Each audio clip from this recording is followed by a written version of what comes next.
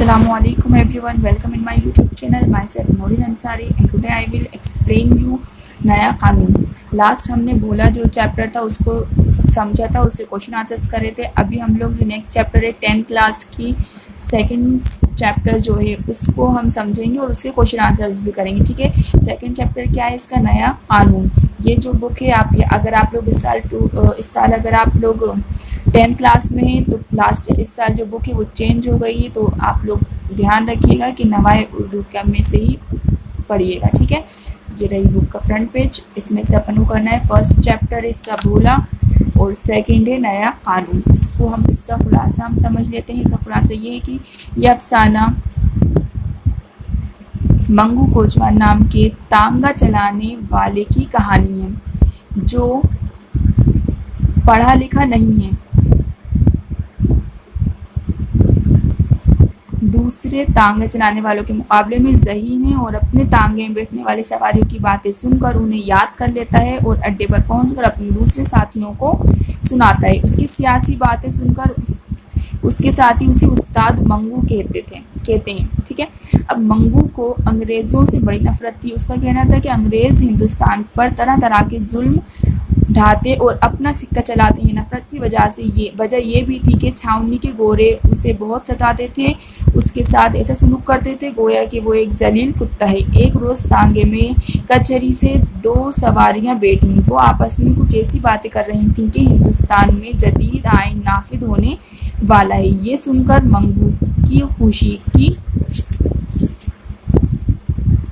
इंतहा नहीं रही. शाम को वो अड्डे पर पहुंचकर अपने साथियों का इंतज़ार करने लगा. वो आज बहुत बेचैन था कि जल्द से जल्द ये खबर अपने साथियों तक पहुंचा दे. जब अड्डे पर उसके साथी इकट्ठा हो गए तो उसने 1 अप्रैल से नए कानून के लागू होने की बात सुनाई. जब किसी ने नए कानून के बारे में सवाल किया तो उस्ताद मंगू ने पहले से सोची हुई बात बता दी कि हर चीज़ बदल जाएगी. हर चीज़ नहीं बदली तो बहुत कुछ बदल जाएगा और हिंदुस्तानियों को आज़ादी मिल जाएगी. उस्ताद मंगू अब 1 अप्रैल का इंतज़ार में था. उस दौरान तांगे में बैठने वाली सवारियों की बातें सुनता, ख़ास तौर पर वो बातें जो नया कानून या जदीद आइन से मुताल्लिक होती. जब 1 अप्रैल आई तो वो सुबह बहुत खुश था. उसने अपने तांगे को सजाया. नए कानून की खुशी में उसने 31 तारीख को ही घोड़े के सर पर सजाने के लिए नई तलख़ी खरीदी थी. आज उस्ताद मंगू के हौसले बहुत बुलंद थे.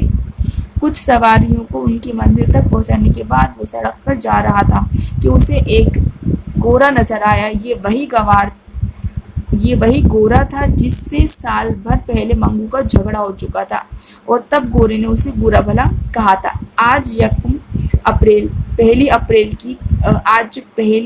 की पहली तारीख थी और उस्ताद मंगू के मुताबिक नया कानून लागू हो गया था. ठीक है, उनके मुताबिक क्या था? मंगू उस्ताद के मुताबिक कि आज अप्रैल की 1 तारीख थी तो उस्ताद मंगू के मुताबिक नया कानून लागू हो चुका था. चुनांचे उसने हीरा मंडी जाने के लिए 5 रुपये किराए के मांगे. 5 रुपये सुनकर गोरे को गुस्सा आ गया और उसने अपनी बेत की पॉलिश की हुई पतली छड़ी 2-3 मरतबा उस्ताद मंगू की मोटी रान से छुआई. मंगू ने खड़े खड़े पस्तकद गोरे को देखा और गोरे को धक्का देकर गिरा दिया और बुरी तरह पीटना शुरू कर दिया. गोरे को पीटते हुए मंगू जोर जोर से चिल्ला रहा था, 1 अप्रैल को भी वही अकड़फू, अब हमारा राज है. बच्चा देखते लोग जमा हो गए. पुलिस के 2 सिपाहियों ने बड़ी मुश्किल से गोरे को छुड़ाया. पुलिस वाले उसे पकड़कर थाने ले गए. मंगू रास्ते भर नया कानून कहता रहा. पुलिस वालों ने उससे कहा कानून वही है पुराना और उसको हवालात में बंद कर दिया. तो उम्मीद करती हूँ ये आपको समझ में आया होगा कि ये एक मंगू उस्ताद की कहानी थी जिनको लगा कि 1 अप्रैल से नया कानून लागू होगा और जो उनके दिमाग में था वो पूरा उन्होंने सोच लिया कि नया कानून लागू होगा तो हम अंग्रेज़ों की गुलामी से आज़ाद हो जाएंगे और हमारा मुल्क आज़ाद हो जाएगा. इस तरह के उन्होंने सोच के रखा था. जब ऐसा नहीं हुआ तो उनको बहुत अफसोस हुआ और उन्होंने उनकी उस गोरे से लड़ाई भी हो गई कि अब तो नया कानून आ गया और हम آزاد ہو گئے. تو یہ کوشچن آنسرس ہیں, آپ چاہیں تو اسکرین شاٹس لے سکتے ہیں. اب ہم اس کے کوشچن آنسرس کر لیتے ہیں. یہ رہے اس کے سوالات. استاد منگو کون تھا اور اسے دنیا کے حالات کی خبریں کس طرح ملا کرتی تھی؟ استاد منگو بغیر پڑھا لکھا کوچوان تھا جو تانگا چلاتا تھا اور تانگے میں بیٹھنے والی سواریوں کی باتیں سنا کرتا تھا. انہیں لوگوں سے اسے دنیا کے حالات کی خبریں ملا کرتی تھی. سیکنڈ کوشچن ہے, منگو کوچوان انگریزوں سے کیوں نفرت کرتا تھا؟ استاد منگو کو انگریزوں سے بڑی نفرت تھی. اس کا کہنا تھا کہ وہ اس کے ہندوستان پر اپنا سکہ چلاتے تھے اور طرح طرح کے ظلم ڈھاتے تھے. اس کے علاوہ چھاؤنی کے گورے اسے بہت ستاتے تھے, اس کے ساتھ ایسے سلوک کرتے تھے گویا وہ ایک ذلیل کتا ہے.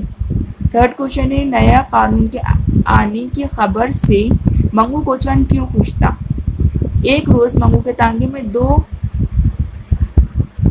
مارواڑی بیٹھے جدید آئین یعنی انڈیا ایکٹ کے بارے میں آپس میں باتیں کر رہے تھے اور کہہ رہے تھے کہ سنا ہے 1 اپریل سے ہندوستان میں نیا قانون چلے گا اور بہت کچھ بدل جائے گا اور ہندوستانیوں کو آزادی مل جائے گی.